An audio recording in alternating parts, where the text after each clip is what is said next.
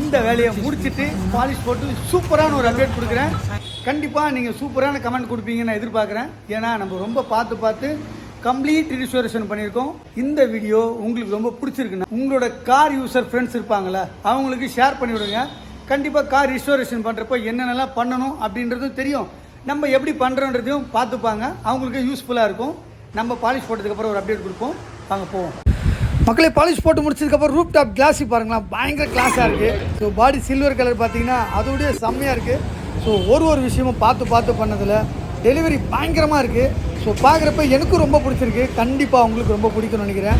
So tail lamp கூட பார்த்தீங்கன்னா polish போட்டு மோனோகிராம் ஓட்டி சும்மா வண்டி அப்படியே தரமாக புது வண்டி மாதிரி இறக்கியிருக்கோம். கண்டிப்பாக உங்களுக்கு பிடிக்கும். வண்டி எப்படி இருக்குன்னு பார்த்து கமெண்ட் பண்ணுங்கள் மக்களே.